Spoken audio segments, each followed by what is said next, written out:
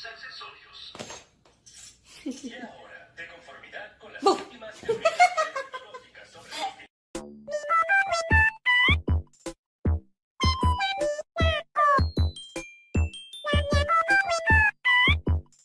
Yun.